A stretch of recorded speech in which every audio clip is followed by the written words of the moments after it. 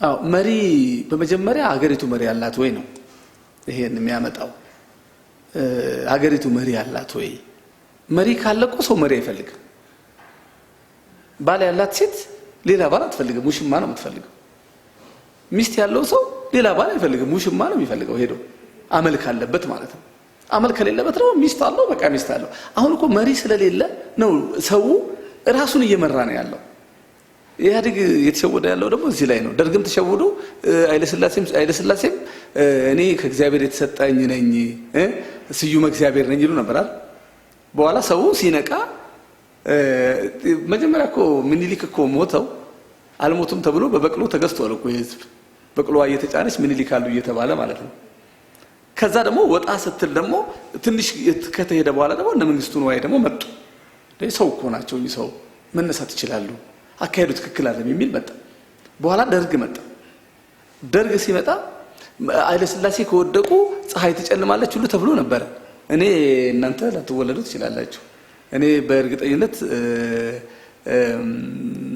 የአይለስላሴን እንኳን ብዙ ባላቅም ልጅ እንደሆንኩ እናቴ ትነግረኛለች ምንድነው ደመና ይፈልጉ ነበር ይሄ የማርያም መቀነት ፀሐይዋን ተቀላታለች ጨለማ ይሆናል ተብሎ ማለት ነው አሁን ደርግ መጥቶ አይለስላሴ ሞተው መኖር እንደሚቻል ሰው ለመደ ቴክኖሎጂው ማየት አለብን አሁን ድሮ ትግራይ ስትወረር ሰው በበቅሎና በፈረስ በእግሩ ነው ሄደው አሁን አንዴ በጀት መሄድ የሚቻልበት ደረጃ ላይ ነው ያለው ድሮ እንትን ነጋሪት እየተጎሰመ ገበያ ላይ ምን ተባለ ነው የሚባለው ሰው ወሬ ለመስማት ነበር ገበያ የሚሄደው ዛሬ ቤትሽ ቁጭ ብለሽ በሞባይል የተደረገውን ዓለም ላይ የተደረገ ያለውን ነገር አይደለም ኢትዮጵያ ውስጥ የምታቂበት ደረጃ ነው ያለሽው ህዝቡ ነቅቶ ሄዷል ለዚህ የነቃ መሪ የበቃ መሪ ነው የሚፈልገው ስለዚህ አሁን ህዝቡ ምንድነው ደርግ እኔ ብሄድ ሀገሪቱ እንደዚህ ትሆናለች ህዝቡ በትንቱን ይወጣል አለ መቼም ተበታትነን ቢሆን እርስ በራሳችን ተቃቅፈን 25 አመት ነው ኖራል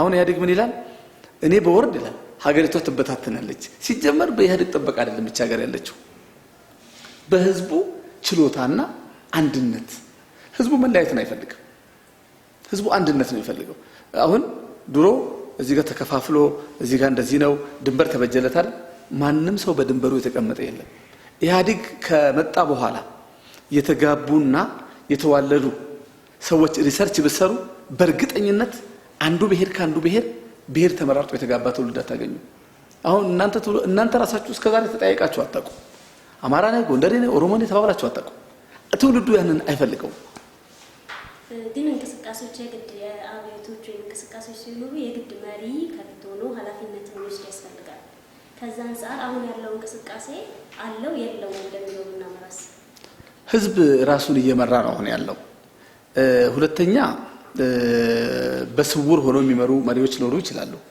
ውጭ ሆኖ የሚመሩ ሊኖሩ ይችላሉ ግን ይሄንን እንቅስቃሴ መሪ ስለሌለው የትም አይደርስም የምትዩም አይደለም ግን ደግሞ ከዚህ በተሻለ ደግሞ መምራት ይቻላል ቀርቦ ለምሳሌ አሁን ውጭ ሆነሽ በስልክ ከምትመሪው እዚህ አጠገብ ሆነሽ ደግሞ ብትመሪው ደግሞ የተሻለ ነው የሚሆነው ስለዚህ መሪ የለውም የሚባል ነገርም አይደለም ለምን ቀጥ ብሎ እየሄደ ነው ያለው የሚቃወመውን ያቃል ማይቃወመውን ያቃል ትንሽ ግን ለምሳሌ አሁን አንዳንድ ነገሮች ላይ መታየው አለ ለምሳሌ አንቺ ጎረቤት የተሰራ የጠላትሽ መጋዘን ይኖራል የጠላትሽ ፋብሪካ ይኖራል ያንን ፋብሪካ ከምታቃጥዩ ብትጠብቂው ይሄንን አታድርጉ ለምሳሌ አመጽ ሲመጣ ብዙ ነገሮችን ላይ ይችላል ግን ህዝብን የሚጠቅም ነገር ደግሞ ባታጠፊው ነገር ተጠቀምበታለሽ ያንን የሚነግርና የሚያስረዳ እንዳልሽው ሊኖር ይችላል ሊያስፈልግ ይችላል ግን እኮ ኢህአዴግ መሪ ስለማይፈልግ ሊመሩ የሚችሉትን ሰዎች ስላጠፋ አሁንም ሌላ መሪ ቢመጣ ቀድሞ ሱን ስለሚገለው ስለሚያስረው ስለሚያጠፋው መሪው አይታይም እንጂ መሪ የለም ማለት የምትችይበት ደረጃ ያለ አይመስለኝም እኔ ሳስበው አንዳንድ ሰዎች ወይም አንዳንድ ተቋሚ ነን በሚሉ አካላት ከዚህ በኋላ የሚያዋጣው በጎሳ መደራጀት ነው የጎሳን ፖለቲካ ማራመድ የተሻለ ውጤታማ ያደርጋል ከህብረ ብሔራዊነት ሙሉ አስተሳሰብ አላቸው ይሄንን ስሜት ያይታንሱ እኔ እንጃ እንግዲህ እነዚህ አሁን የሚናገሩ ሰዎች የጎሳ ፖለቲካ ነው የሚሻለው ካሁን በኋላ የሚሉ ሰዎች እኔ እርግጠኛ ነኝ እኔ እስካሁን እንግዲህ አልሰማውም ካሉ ግን ያለምን ነባራዊ ሁኔታ ያላወቁ ያላነበቡ የህዝቡንም ማንነት ያልተረዱ ናቸው። ጎሳ ፖለቲካማ ይሄው 25 ዓመት ተሞክሮ ይሄው በጎሳ ነበርኩ በብሔር ነበር አይደል ስንሄድ ነበር የብሔር ፖለቲካ ነበር አይደል ያ የብሔር ፖለቲካ ፈጽሞ ወዳልተፈለገ አቅጣጫ ሀገሪቱን መራት እንጂ አንድ ስንዝር እንኳን ወደ እድገት አልወሰዳት። ከዚህ በኋላ የጎሳ ፖለቲካ ደግሞ ሶማሌ ላይ ማየት እንችላለን። ሶማሌ ለአምስት ብትንትን ያወጣት እንግሊዞች አንድ ቋንቋ ነው የሚናገረው የሶማሌ ህዝብ አንድ ሃይማኖት ነው ያለው በጎሳ ነው የከፋፈሉት 5 ሶማሌ ነው ያለው። ስለዚህ የጎሳ ፖለቲካ በፍጹም በዓለም ደረጃ አንድ ስንዝር ማያሻግርሽ ነው። ግን ለመበታተን ከሆነ ይጠቅምሻል። ብዙ ሰዎች የኢትዮጵያውያንና የኢትዮጵያን ነባራዊ ሁኔታ የሚያላዩ ናቸው። በቃ ኢትዮጵያ ውስጥ እኮ ማንንም ከማንንም ማትለይበት ነው። ትልልቅ የምትያቸው ሰዎች ለአንድ ብሔር ያቀነቀኑ የነበሩ ሰዎች በኋላ ሲመለከቱት ወይ እናታቸው አማራ ናት ወይ አባታቸው ኦሮሞ ነው ወይ አጎታቸው ትግሬ ነው። ስለዚህ እንዴትም የማታመልጭበት ነገር ስለሆነ ህብረ ብሔራዊ ነው አሁን ለዚች ሀገር የሚጠቅመው። የጎሳ ፖለቲካ ማንን ይጠቅማል? ጎረቤታችንን የኛን እድገት የማይፈልጉትን የኛን መበታተን የሚፈልጉትን ይጠቅማል። ግን ህብረ ብሔራዊ ሲባል ምንድነው? ሁሉም በዚች ሀገር እኩል የመጠቀም እኩል የማዘዝ እኩል የመግዛት መብት ሲኖረው እንጂ አንዱ ሰው ብድግ ብሎ ሁሉንም የሚጨፈልቅበት ከሆነ ያ የጎሳም አይደለም የብሔርም አይደለም ያምባገነን ነው የሚሆነውና ስለዚህ የጎሳ ፖለቲካ ነው ከዚህ በኋላ የሚሉ ሰዎች የዓለምን ሁኔታ የተለያየ ብሔር እኮ ያለው እኛ ሀገር ብቻ አይደለም። ከኛ በበለጠ አፍሪካ ውስጥ እንኳን ናይጄሪያ በጣም ትልቅ ብሔር ብሔረሰቦች ነው ያላት። ስለ ጎሳ ነገር ማንሳት እዛ ጋር አይቻልም። አሜሪካን ብትሄጂ እንግሊዝም ብትሄጂ የትም ሀገር ብትሄጂ ይሄ አለ። ያን አቻችሎ የሚያኖር ህገ መንግስትና የሚያኖር ስርዓት ነው መዘርጋት ያለብሽ። የኛ ሀገር መሪዎች ከተሾሙ ጀምሮ እስከ ዕለተ ሞታቸው ድረስ ረፍት አይወጡም። አልጋ ነው የሚጠብቁት። ሲስተም የለም። እነሱ ከሌሉ አልጋው እነሱ እናርፋለን ብለው የ15 ቀን ቢሄዱ ሲመለሱ ወይ አልጋው ሌላ ሰው ተቀምጦበት ነው የሚያገኙት ወንበሩ ላይ። ስለዚህ ወንበር ነው የሚጠብቁት። ስርዓት ግን መዘርጋት አልተቻለም። ስርዓት የመዘርጋት ሂደት ላይ መሰራት ያለበት አገሪቱን አንድ የማድረግ ሂደት ላይ ምናምን ነው እንጂ ዝም ብለሽ እዚህ ጋር ይሄን ተሳስቼ ነበር ትምህርት ሚኒስቴር ተሳስቶ ነበር ያልሽ የምትሰሪው ካርታ እንደዚህ የሚባል ነገር ይሄ ለሀገሪቱ የማይጠቅም ለየትኛውም ህዝብ የማይጠቅምና ራስ ወዳድነት ነው። ሀገሪቱን የሚያጠፋት ራስ ወዳድነት እንጂ ህብረ ብሔራዊነት አይደለም። ከዚህ አንፃር አሁን ያለው ወቅታዊ ሁኔታ ችግሮች አሉ። ችግሮቹ እየተባባሱና ወደ ተፈለገ መንገድ ከማምራታቸው በፊት መንግስትም ሆነ ተቃዋሚዎች ማድረግ ያለባቸው ምንድነው? እንደ መፍትሄ ሀሳብ ብለው እርሱ በብሎ የሚሉት ሌላው ኢንጂነር ለምናከለና በተለይ ደግሞ መታወቂያችን ላይ የብሔር የሚለው እሱን ላይ ብዙ የመከፋፈል ነገሮችን ፈጥሯል የሚባልባቸው ሁኔታዎች አሉ። ይህንን ማከለው ይችላል። ጥሩ ነው። አሁን መፍትሄዎች አሉ። መፍትሄዎች መነጋገር ናቸው፣ መወያየት ናቸው። ከመናናቅ ያለፈ ከአንዱ እኔ እበልጣለሁ እኔ በትረ ስልጣኑ ስለያዝኩኝ ያኛው ይስማኝ ከማለት በዘለለ ትልቅ ማለት ወርዶ እንግዲህ ወደ ሃይማኖት እንዳይገባብኝ ስለምፈራ ነው እንጂ በሃይማኖት በክርስትና ሃይማኖት ትልቅ የምንለው ኢየሱስ ክርስቶስን ነው። በእስልምና ሃይማኖት ትልቅ የምንለው ነብዩ መሐመድን ነው። እነዚህ ወርደው ነው ወደታች ህዝቡን ያስተማሩት። ዝቅ ብለው ወደ ክርስቶስ ስትመጪ ታች ወርዶ መስቀል ተሰቅሎ ምናምን ነው መስዋዕትነት መሆንንም ለህዝብ እስከዚህ ድረስ መሆን መሪ ማለት ይሄ ማለት ነው። ወደዚህ ስትመጪ ከሃይማኖት አባቶችም ከመንግስትም የሚጠበቁ ነገሮች አሉ። ስልጣን የሚመጣው አሁን እኛ ሀገር ያለው ችግር ስልጣን የሚመጣው በታግለን ነው ያመጣ ነው የሚል መንፈስ እሱ መውጣት አለበት ከጭንቅላት። ያ ይወጣና የኢትዮጵያ ጉዳይ ይመለከተኛል የሚል ውጭ ያሉትም በአገር ውስጥ ተቃዋሚ ያለ ወይ የሚለውን እኔ በአገር ውስጥ አሁን ተቃዋሚ ያለ ብዬ አላምንም። የሚቃወሙ ግለሰቦች ግን ይኖራሉ። የሚቃወሙ ግለሰብ አለ እንጂ የሚቃወም ፓርቲ አለ ብዬ አላምንም። የመንግስትም ስተት የተሻሉ ተቃዋሚዎችን ይዞ እዚህ ሀገር የተሻለ ተቃዋሚ እንዳይፈጠር ህዝብ የሚወደው አካል እንዳይፈጠር ብዙ ሰርቶ ነበረ፣ ዋጋ ከፈለበት። ትልቅ ተቋሚ ቢኖር ኖሮ ተከታዩን ይሄኔ ዝም በል ይል ነበር። አሁን ዝም በል እኔ ነኝ የምደራደረው። አሁን ከሁሉ ህዝብ ጋር አይደለም። አሁን መንግስት ዶሮውን በቆቅ ለውጦ እያሳደደ ነው ያለው። እዚህ ጋር ይፈነዳበታል፣ እዚህ ጋር ይሮጥበታል፣ ያንን ለመሰብሰብ ይሮጣል፣ እዛ ጋር ይበተንበታል። እዚህ ደረጃ ላይ ነው ያለው። መሆን ያለበት ድሮ ትልቅ ተቃዋሚ ህዝብ የሚወዳቸው ኖሮ ቢሆን ከመሪዎቹ ጋር ነበር የሚነጋገረው፣ ከመሪዎቹ ጋር ይነጋገር ነበረ ማለት ነው። ከዚህ አንፃር እኔ ምንድነው አሁን እገሌ ነው የሚባል ነገር የለም። የኢትዮጵያ ጉዳይ ከሚመለከታቸው ጋር በሙሉ ሄደው እዛ ድረስ ሄደው የህዝብ ጉዳይ የሚመለከታቸው ከሆነ መወያየት ነው ያለባቸው። ውጭ ካሉት ህዝብ ከሚወዳ ከግለሰቦች ጋር ሊሆን ይችላል፣ ፓርቲ ላይ ሊሆን ይችላል። አንድ ግለሰብ ተከታይ ካለው ራሱ ፓርቲ ነው ማለት ነው አይደል? ህዝብ ይሰማዋል አይደል? ህዝብ ከሚሰማው ጋር ቁጭ ብሎ መነጋገር፣ የስልጣን መጋራት ከሆነ ስልጣን መጋራት። ምክንያቱም አንተ ለትንሽ ነገር ስትለፋ ትልቅ ነገር ነው የምታጠፋው። ከዚህ ጋር ደግሞ ህዝብ የሚፈልገው ነገር አለ። የተገፋ ድንበር ካለ ያንን ማስተካከል፣ የተበደለ ህዝብ ካለ ያንን ይቅርታ መጠየቅ አድርጎ ከህዝብም ከዛም ጋር ተነጋግሮ ወደ መፍትሄው መምጣት ነው። እቻ ሀገር አሁን እዚህ ጋር አሁን እየመሩ ያሉ ሰዎች በእርግጠኝነት ትልልቅ የምትላቸው ቀድሞ የሚሞተውን እግዚአብሔር ነው የሚያውቀው፣ ግን ወደዛ የተቃረቡ ናቸው አይደል? ስለዚህ የዚችን ሀገር ሲስተም ዘርግተው ከዛ በኋላ ሰዎች በዛ መስመር የሚገቡበት እንደ አሜሪካ ማለት ነው ሲል በቃ እንግሊዝ ፈረሰች ብለን አስበን ነበር አይደል?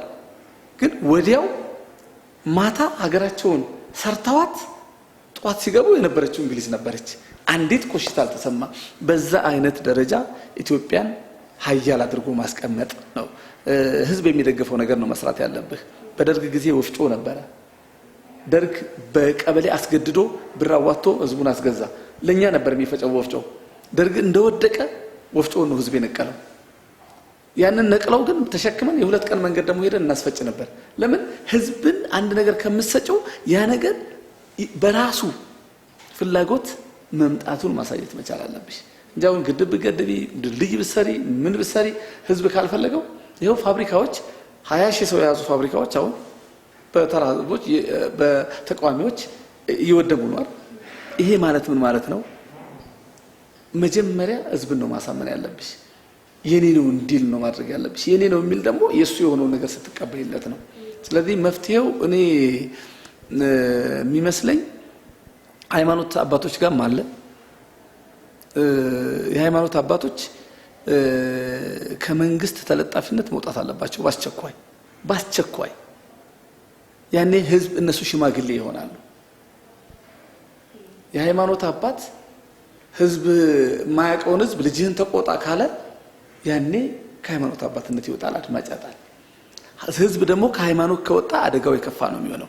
የኢትዮጵያ ህዝብ እኮ ኢትዮጵያ ውስጥ ለምንድን ነው አሸባሪዎች እንደፈለገ ማይፈነጩት? መንግስት ጠንካራ ስለሆነ አይደለም፣ ህዝቡ ሽብርን ስለማይፈልግ ነው። ህዝብ ሽብርን ለምንድን ነው ያልፈለገው? ሃይማኖተኛ ስለሆነ ነው። በሙስሊሙ ብትጂ፣ በፕሮቴስታንት ብትጂ፣ በኦርቶዶክስ ብትጂ ሰው ሃይማኖተኛ ነው። ሃይማኖተኛ የሆነ ህዝብ ደግሞ ለአሸባሪዎች የተጋለጠ አይደለም። በብር አትገዢውም። አንድ የኔ ቢጤ 10 ሳንቲም ሄዳ ቤተክርስቲያን የምትለምን የኔ ቢጤ 10 ሺህ ብር ሰጥቶ አፈንጂ ቢላት አታፈነዳም። ግን እሷ 10 ሳንቲሟን በነፃ ነው ቁጭ ብላ የምትለምነው። ይሄ እምነቱ የፈጠረላት ነገር ነው።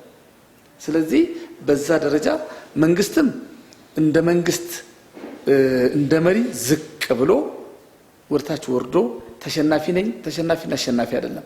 አሸናፊ ማለት አገሩን ሰላም የሚያደርግ ጀግና ማለት ነው። ተሸናፊ ማለት ደግሞ ሀገሩን ወደ ሽብርና ወደ ብጥብጥ የሚወስድ ማለት ነው። ስለዚህ አሸናፊ ለመሆን እዚህ ሀገር ያሉ ትልልቅ ሰዎች አሉ። በግለሰብ ደረጃ እኔ በፓርቲ ደረጃ አሁን አለ ብዬ የማምነው ብዙ የለም። በግለሰብ ደረጃ ግን ትልልቅ ሰዎች አሉ። እነሱን ይዞ አማርኛ ነው የምንነጋገረው፣ ኦሮምኛ ነው የምንነጋገረው፣ ወላይትኛ ነው የምንነጋገረው፣ እንግባባለን። ሄዶ ኢትዮጵያውያንን ቁጭ ብሎ መወያየት ይወያዩና እንዴት እናደርግ?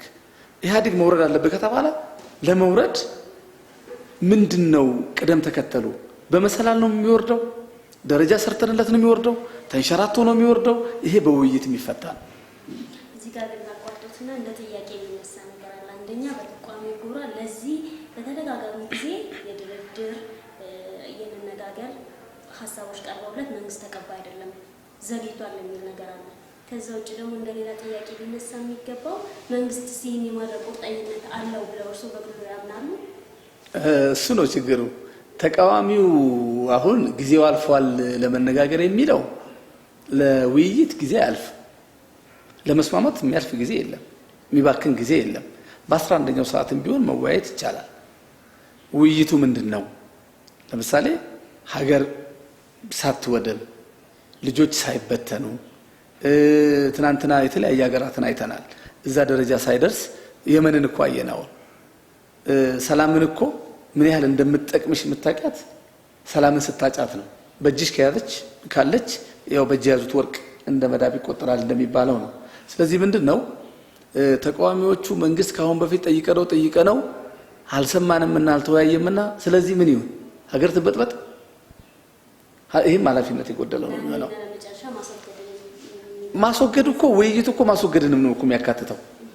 ስትወያይ ኢህአዴግን እኮ ማስወገድም ነው እኮ።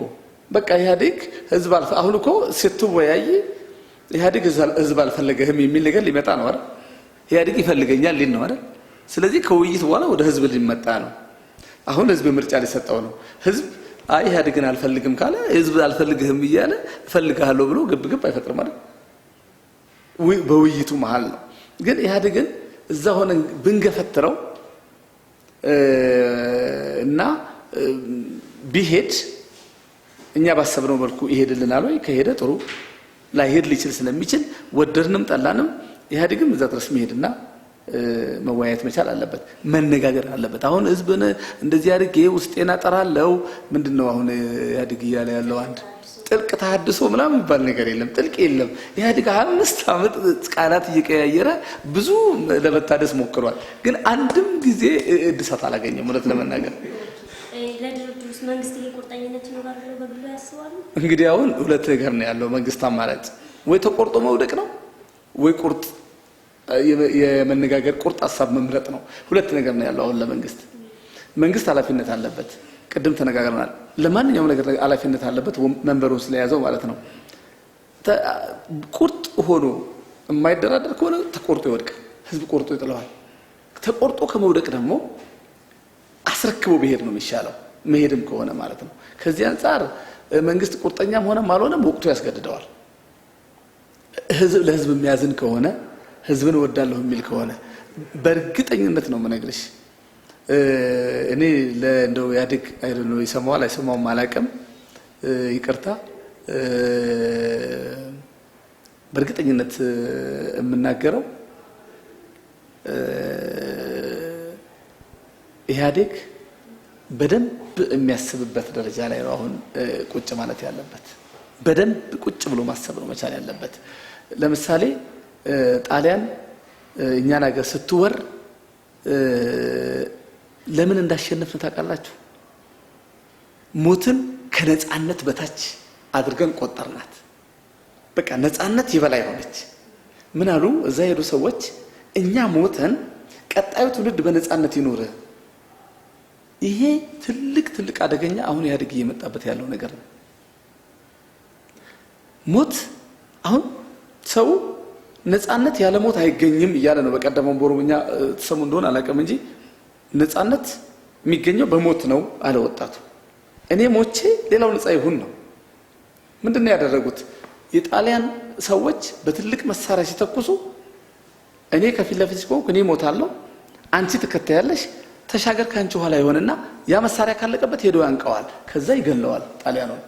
ይሄ ነጻነትን ከሞት በታች የሚያይ ትውልድ እየመጣ ነው ያለው። በእርግጠኝነት የምነግራችሁ በጥይት ኢህአዴግ ካሁን በኋላ ሀገሪቱን መግዛት አይችልም። ወጣቱ ሞትን በቃ አይፈራው። አንደኛ ከፍተኛ የሆነ ዩኒቨርሲቲዎችን ከፈተ። በከፍተኛ ወረዳ ልጆች ፈርስት ዲግሪ ያላቸው ግን ስራ ስለሌለ ቀን ስራ ነው የሚሰሩት። የማሰብ ችሎታሽን አሳድገሽ የመብላት ችሎታሽን አሳነሽው ማለት ይሄ ከባድ ኢትዮጵያ እስር ቤት ሆናለች። ከዛ መውጣት ነው የሚፈልገው እሱ አይደለም መውጣት የሚፈልገው ወንድሙን ነው መውጣት የሚፈልገው። ይህንን ትውልድ ማውጣት የሚቻለው ኢህአዴግ ይተናኳኮሱኛል የሚለውን በዲፕሎማሲ በመብለጥ አሁን ትናንትና ግብጽ እንዲያረገች ነው ይላል። እንዴት ነው ኢትዮጵያውያን ከኢህአዴግ ይልቅ ግብጽን ለምንድን ነው ያዳመጡት? ለማሸነፍ የሚሄዱ ሰዎች ኢህአዴግ እኮ ከሞቃዲሾ ጋር እኛ ደርግ ሲዋጋ እዛ ነበር የሚባል አሜት ነበር አይደል እንዴ? ከሱዳን ጋር ነበር አይደል እንዴ? ሊረዳሽ ከሚችል ጋር እኮ ትሄጃለሽ ተቃዋሚ ከሆንሽ። ያንን ትክክል አይደለም ብለሽ ማውገዝ ሳይሆን ያንን ተቃውሞ እንዴት እንላጥበው እና ለኢትዮጵያ እንዴት እንዲሄድ ነው መሆን ያለበት። እንዳጠቃላይ ስንሰበስበው አሁን ባለው ወቅታዊ ሁኔታ ላይ ምሁራኖች፣ ሀገር ሽማግሌዎች ተጽዕኖ ማሳደር ከሚችሉ ሰዎች ምንድን ነው የሚጠበቀው? እና በዛም መጨመር ማጠቃለል ያሳካሉ ይጨምሩ። ምሁራን አሁን ምንድነው ትልቆቹ ምሁራኖች በደርግ በኃይለ ሥላሴ በኢህአዴግ ተቀጥቅጠው ሞተው በቃ ብዙዎቹ በጣም ምሁር እንዳይኖር በሚልበት ደረጃ ላይ ነው ያሉት። ከዚህ አንፃር በእርግጥ አሁን ይሄ ዝም የሚያሰኝ አይደለም። አሁን ህዝብ ኢህአዴግን አልፈልግህም ኢህአዴግ ፈልገኝ የሚል ግብግብ ላይ ባለበት ጊዜ ምሁራኖች ብዙ ከነሱ ይጠበቃል። አንደኛ ውጭ ያሉትንና አገር ውስጥ ያሉትን በማስማማት ደረጃ በማምጣት ደረጃ ኢህአዴግንም አግባብቶ በቃ ህዝብ ካልፈለገ ስልጣንህን ልቀቅ። እንደገና ደግሞ ህዝብ አሁን ብዙ የሚቀርቡ ጥያቄዎች አሉ። የሽግግር መንግስት ይቋቋም የሚሉ ይሄ ለኢህአዴግ ጥመዋል አይጥመውም አላውቅም፣ ግን ጣመም አልጣመም ወቅቱ ወደዛ የሚገፋብሽ ደረጃ ነው ያለው።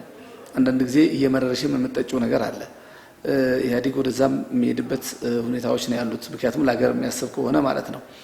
አሁን ኦሮሚያ ላይ ከትናንት ወዲያ አቶ ሙክታርን አንስተው አዲስ ፕሬዝዳንት ሾሙ። በኢህአዴግ ካልኩሌሽን ቢሆን ኖሮ አሁን እሬቻ ላይ ምንም አይፈጠርም ነበረ። በተናጠል ከነበረው ግድያ ወደ ጅምላ ግድያ ወደ ጅምላ መሞት ነው ነገሮች የተሸጋገሩትና ከዚህ አንፃር ምሁራኖች የተቻላቸውን አድርገው ወርዛም ማዶም ሄደው ከናንተ በኩል ይሄን አድርጉ ኢህአዴግም ይሄን ያደርግ ሌሎች ዲፕሎማቶችም ጋር ተሄዶ በርግጥ ከዲፕሎማቶች ብዙ የሚጠበቅ ነገር የለም። ከምዕራባውያን ለአፍሪካ እድገት መጠበቅ ማለት ጨረቃ ዳቦ ጣይልኝ እንደማለት ነው። ምክንያቱም የአፍሪካ መበታተን ለነሱ የህልውና ጉዳይ ነው። አፍሪካን መበተን አፍሪካን መግዛት ለነሱ ህልውና ነው፣ የመኖር ጉዳይ ነው። ለመኖር ደግሞ ምግብ መብላት ካለብሽ ግድ ትበያለሽ። ሰው ማለት ብዙ ነገር ይፈልጋል። ጧት ቁርስ ያበላሽው ሰውዬ ከሰዓት ጧት ቁርስ ስላበላሁት ብለሽ የምታየው ነገር አይደለምና ምሳም ይፈልጋል። ለምሳሌ ብዙ ነገር አድርገሽ በኋላ ብታጠፊው በኋላው ነው የሚቆጠረው። ለምሳሌ 1000 ቁጥር ጽፈሽ በዜሮ ብታባዢው ውጤቱ ምንድነው? የቁጥሩ 1000 መሆን አይደለም፣ በቃ ዜሮ ነው።